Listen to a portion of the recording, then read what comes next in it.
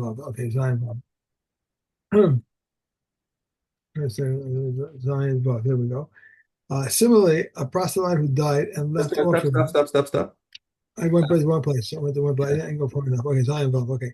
Reb Shimon says, based in instituted seven ordinances, and this is one of them. The others are: if a Gentile sent his birth offering from a faraway country and sent Nesachim with it, they are offered from his own. If not, they are offered from the public treasury. Similarly, a proselyte who died and left offerings for Nesachim, they are offered from his own, and if not, they are offered from the public treasury. If it is a stipulation of Bezin regarding a Kohen Gadol who died, that his flour offerings be brought from the public treasury. And Yehuda says, if it was purchased with his heirs' money, in this case, it was offered whole. Zion. And regarding the salt and the wood, based in instituted that the Kohanim may make use of them. Regarding the red cow, they instituted that its hair should be exempt from the laws of Milah. And regarding a replacement for the disqualified bird offerings, that they should come from the public treasury. Rabbi Yossi says the one who supplies the birds must supply replacements for the disqualified ones. Okay. All spittle that is found in Yerushalayim is assumed to be tahor, except for that found in the upper market, and these are the words of Reb Meir. Rabbi Yossi says at other times of the year, whatever spittle is in the middle of the street is assumed to be tameh, and whatever is on the sides is tahor. But at the time of the pilgrimage festival, whenever spittle is in the middle of the street is assumed to be tahor, and whatever is in the sides is tameh, because there's a minority, they withdraw to the sides. Okay, so that's so following on in that kind of idea, we when we have doubts of Tuma and Tara of something that's found, Mishna Base says, "Kol hakelim hanimtzaim b'Yerushalayim." So you're in Jerusalem and you find a kli that's been abandoned and will short circuit the laws of Hashavas Aveda and assume that this is one of these things where you're allowed to keep it. Okay. And now you want to know, it's getting close to Yom Tov or whatever. Am I allowed to cook in this? Is it tahor? Can I cook my kodshim? I'm here in Yerushalayim for the Chag, and this would be great if I could cook my kodshim inside this. Okay. Derech Yerida lebeis hatvila tamein. If you find it on the path down to the mikveh, then you must assume that it's tamei. Derech aliyah, but if you found it on the way up from the mikveh, then you can assume that whoever dropped it had already toiveled it. B'derech Yerida san aliyah san divrei Rabbi Meir. And this is the opinion of Rabbi Meir, who says that people go down to the mikveh on a different path than the one that they go up, in order to prevent contact between tamei and tahor. Rabbi Yossi Omer Kulan Toharin. He says, forget it. You may assume that everything is tahor. Chutz, the only thing that you have to be worried about is a sal v'hamagrefa v'hammeritza miyochadin lekvaros. So this basket is for carrying bones. A magrefa is also is like a hoe, right? How's it A translated? shovel. They call it a shovel, and the next one's a spade. And a spade, right? Which are things that are designated for operations on graves. And if that's the case, then those are assumed to be tame. But any other kli that you find along the way, you can trust is tahor. Gimel sakin shenimtzeis be'arba asar. This is now Pesach time. And you find a knife on the 14th and you say, oh my gosh, that's so great. I was looking for a knife. I didn't know how I was gonna, shecht my Korban Pesach when I get to, remember the Korban Pesach, you get to the Har Bayis, there are thousands of other people around there. And I can only assume that the word out to the people was BYOK, bring your own knife. I, Because because otherwise the Beis Hamikdash isn't going to provide knives for thousands of people to shech the Korban Pesach. So everyone's bringing their own knife. Okay. Shochet bamiyad. He can assume if he found it on the 14th, everyone is taking care about the same thing. They all know that the knives are tahor, and therefore, yeah, you can take it from assume that it fell from the majority of knives, and therefore that it's tahor. Bishlosh asar, however, if he found it on the 13th, and again, it's one of these cases where he's allowed to keep an Aveda, Shoneh Umatbil, there he should not take a chance, because it might be that the owner himself hadn't yet had a chance to tovel it. So he should take it to the mikveh again just to be sure, before taking it to shecht with it. A kofit is a chopping knife. Now, a chopping knife does not look the same as a shechita knife. A shechita knife is a particular expensive kind of piece of equipment. A chopping knife is a little cheaper, but in a pinch, it can be used for shechita because it's also got a sharp blade. It doesn't have any nicks and whatever. But Right. it reaches it fulfills all the requirements for a shechita knife, assuming that it's sharp enough. Okay. But since it's not generally used for shchita, it's rather used for chopping things. Bein zeh ubein zeh shoneh matbil. He shouldn't assume that this was designated for the Korban Pesach or anything like that. It could be being used for chulin, it could be being used for whatever, or not even planned for being used on Pesach. And therefore, if he wants to use it, shoneh matbil, he should take it to mikveh again. Um, it just occurs to me, by the way, that the assumption over here that if it is tame, it's tame with a light tumah, not with tumas mace. Because if it is Mhm. tumas mace, then you'd have to have the whole paraduma thing for 7 days. So clearly, the Mishnah is not choshesh for that. It's only choshesh for the possibility of a light tumah, like from a sheretz or something. Okay, what happens? What happens if Pesach? If the 14th falls on Shabbos, so that Pesach, the korban is going to be eaten that night. Okay, shochet bamiyad. So even if it's this is now referring back, I think, to the shechita knife. Let me just make sure that I've understood that.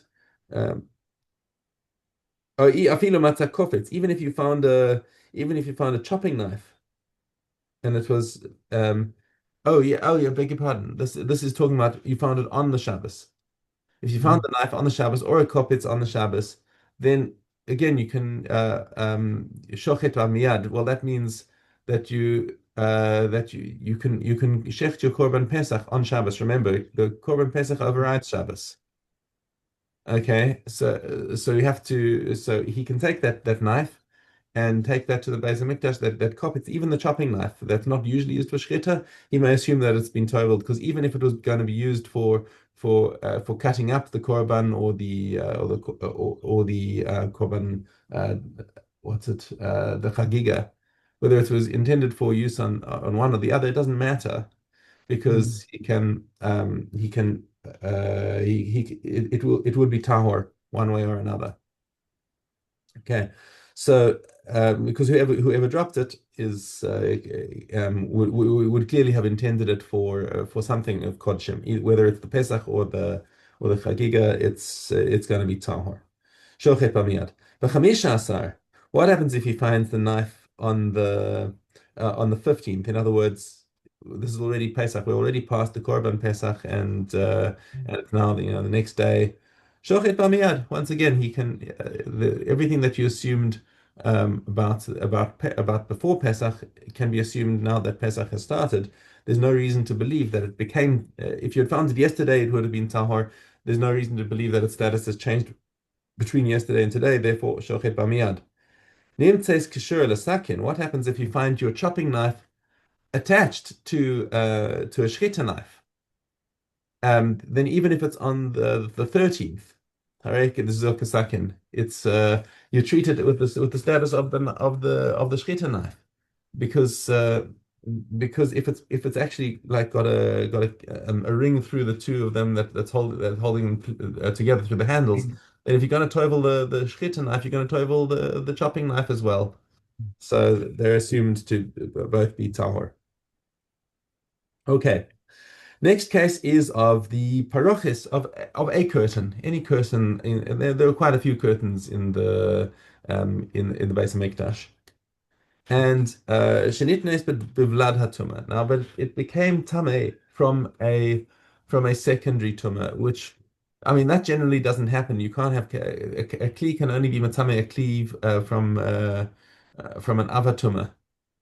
And Okay. Avituma can make a rishon or tuma, but that's it. It's after that, nothing else can happen.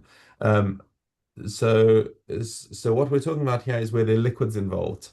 And this is now, and once we're talking about liquids that are involved, so liquids, we have a din drabanan that a liquid, even if a liquid is became tame from a sheni latuma, it goes back to a rishon latuma, and it will be matame a kli to be a rishon latuma.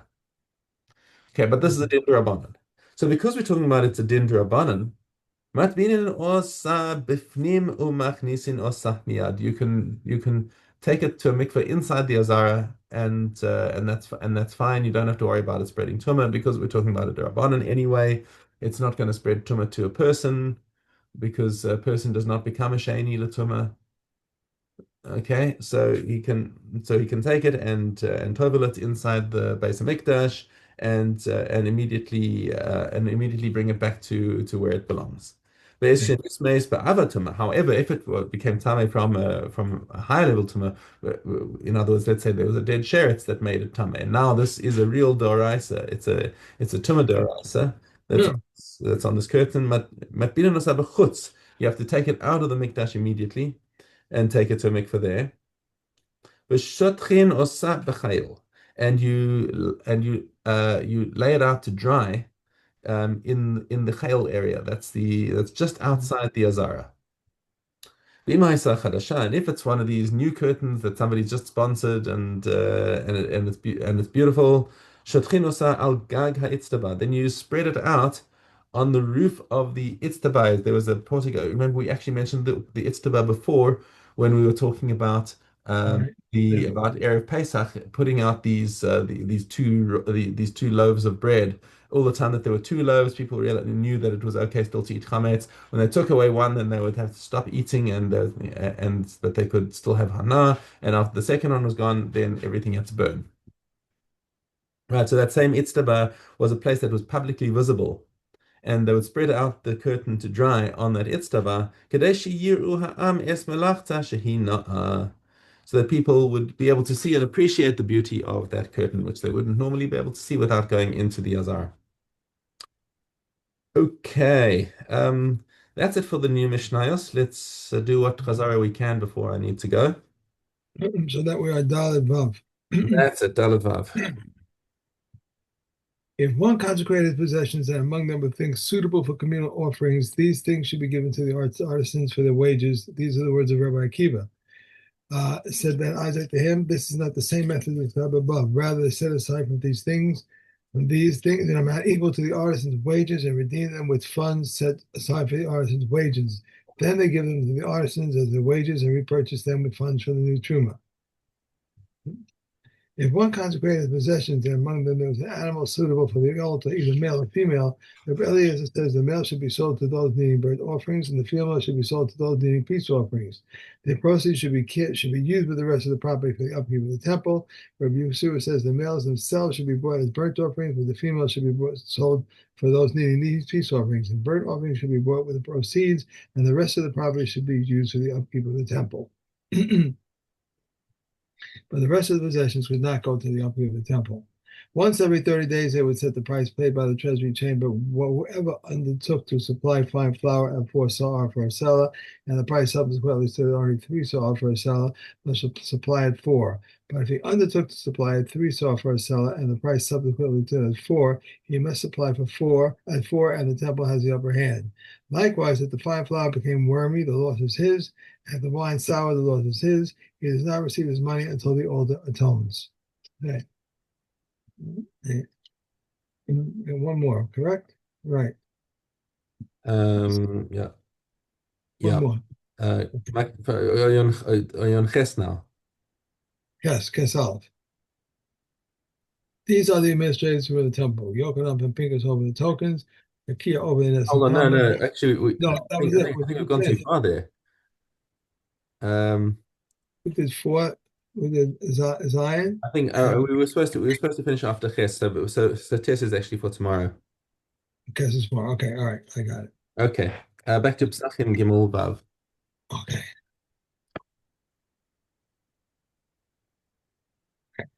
To move on. If the 14th of Nisan fell on the Sabbath, We remove everything before the Sabbath, and these are the words of Meir. And the sages say everything is removed at its usual time. And Eliot the Tzaddik says Truma must be removed before Sabbath and Kulin at its usual time. If someone is going to be slaughtered, his Pesach offering to circumcise his son or to divine a betrothal feast in the house of his father-in-law, and he remembers that he has come at home, if he's able to return, remove it, and then return to his mitzvah, he must go back and remove it, but if not, he nullifies it in his heart. If he is on the way to save people from a Marani troop, from a river, from bandits, from a fire, or from a collapsed building, he nullifies it in his heart. If it was but to establish a voluntary resting place, he must return at once. Similarly, if someone left Yerushalayim and remembered that he had sacrificed meat in his hand, if he had passed the Sofim, he burns it where it is. If not, he must return and burn it before the temple with the wood of the pyre, altar pyre. For how much chametz of meat must they return? But Meir says in either case when there is as much as an egg. But Yehuda says in either case when there is as much as an olive, but the covenant say for sacrifice of meat as much as an olive, but chametz as much as an egg. One Okay, more that's it. No, that's it. Okay. All right. Good. And we have Bikurim. Farm Gimel.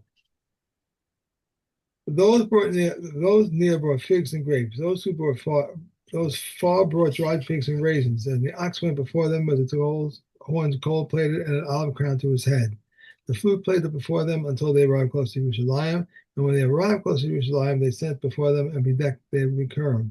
The supervisors and deputies and treasurers went out to meet them. They went out according to the rank of those entering. And all the craftsmen in Yerushalayim stood before them and greeted them, our brethren, men of such and such a place, come in peace. The flute played before them until they reached the Temple Mount. When they reached the Temple Mount, even King Agrippa would take out a basket on his shoulder and enter until he reached the Temple Court. When he reached the Temple Court, the Levites intoned the song, I will extol you, O Lord, for you have raised me up and have not allowed my enemies to rejoice over me. The pigeons which were on the baskets were burnt offerings, and what they had in their hand they gave to the priests. That's it. Okay. Okay, it's William. Tell me on. Okay. Kaf olive, a base olive. Liquids that emanate from the Tevel Yom are liquids that he touches. Both these liquids and those liquids do not render food tummy. And with respect to all the other sources of tumah, when they are tummy to a high degree or a severe degree, liquids that emanate from them are like liquids that touch them. But these liquids and those liquids are considered the individual beginning level of tumah, with the exception of the liquid that is avatuma. Concerning a pot that is full of liquids and was touched by a Tevel Yom, if the liquid is of truma, then the liquid is disqualified, but the pot is tahor. If it was a liquid of kulin, everything is tahor, but his hands were unclean, everything is tummy. This is the stringency that applies to unclean hands over a Tevel Yom. There is also a stringency that applies to a Tevel Yom over unclean hands, while an uncertainty concerning a Tevel Yom renders truma puzzle, and uncertainty concerning unclean hands is considered tahor. Concerning a porridge made of truma and the garlic oil of kulin, if the Tevel Yom touched part of them, he has rendered all of them puzzle. If the porridge was of kulin and the garlic of oil of truma, and the Tevel Yom touched part of them, he has rendered puzzle only the place of his touch. If the garlic was majority, we follow the majority. The Yuma says when they form a mass in the bowl, but if it was separated in the mortar, it is tahor, since he wants a separation. And the same applies to all other pounded foods if they were pounded with beverages, but concerning those foods that are normally pounded with beverages, if he pounded them without beverages, even if they are a mass in the bowl, they're treated like a round cake of pressed figs. Okay. Okay. You know what? Let's carry on. Let's just finish them off. Creases. Creases. We have olive base. For these, one is allowed for carries over willful transgression, and for the inverted transgression, a katasos, a female katas, and for the doubtful transgression, asher tule, with the exception of one who contaminated the temple or its consecrated foods, because it requires a variable offering. These are the words of Meir. So the comment said, neither does the one who blasphemes, as it is said, one shall be for you, and this one who acts in error. This includes the blasphemer who does not perform any action. Some women bring an offering and is eaten, and some bring an offering and is not eaten, and some do not bring any offering. These following it bring an offering for it is eaten, and she who abhors something animal, beast, or bird, these are the words of Reb Meir. The comment, however, say unless it has something of a human form. She who abhors a sandal or an sat or fashioned cell or fetus that came out in segments, likewise a slave woman who is aborted must bring an offering and is eaten. The following women bring an offering but is not eaten. One who aborts one does not know what he aborted, and likewise two women who aborted, one of a category that is exempt and a category that is liable. said Rabbi Yossi, when this one went east and this one went west, and if both were present together, they bring an offering and it is eaten. The following did not bring an That was offering. it. We're That was done. it? Yeah. Okay. All right. Should we try to do Bava Kama or? Yeah, Yeah, yeah, okay. that's fun. Bava Kama. Okay, Bava Kama. We have Gimel Ches. The two temples were wounded one. There's two bulls wounded one another. The owners pay half the excess. If both are mudim, they pay the full excess. If one is Tom and the other muad, that which pays the muad injured the Tom, but the one that pays the full excess, that which the Tom injured the muad, its owner pays the excess. Likewise, if two men wounded one another, they may pay the excess. If a man injured a muad animal and the muad injured the man, he pays the full excess. But if a man injured a tom and the tom injured the man, then that which the man injured the tom, he pays the full excess. And that which the tom injured the man, its owner pays half the excess. But Bakir says also a tom wounded a man, its owner pays the full excess. If a bull worth a mana goes a bull worth 200 and the carcass is worth nothing, he takes the bull. But if a bull worth 200 course a bull worth 200, the carcass is worth nothing, since Rameya regarding this has said that they shall set the live bull and divide it. They shall sell the live bull and divide the money of it. Rabbi Yehuda said to him, indeed, so the laka is so you have fulfilled. They have set the live bull and set aside divide the money of it, but you have not fulfilled, and you're not fulfilled and divide the dead one. Which one is that? Whether it's a bull worth 200 and caught a bull worth 200 and the carcass worth 50, in which case he takes half the live one by the half the dead one, and that one takes half the live one and half the dead one. Sometimes one is liable for the deed and his bull and exempt for his own deed. Sometimes he exempt for the deed of his bull and liable for his own deed. If this bull embarrassed someone, he is exempt. If he embarrassed someone, he is liable. If this bull blinded the slave's eye or knocked out his tooth, he is exempt. But if he blinded the slave's eye and knocked out the tooth, he is liable. If a bull wounded his father or his mother on his liable. But if he wounded his mother or his mother, he is exempt. If the bull ignited a sack of grain on Sabbath, he is liable. If ignited a sack of grain on Sabbath, he is exempt because he is liable for his life. Yeah. If one bull just Done. that was Done, it. done, done. We're done. Yeah. Sorry. Okay. All right. Thank you very much. Okay. Lovely to have you back. Thank you. Good to be back. Hey. Good day. Bye. Thank you. Bye.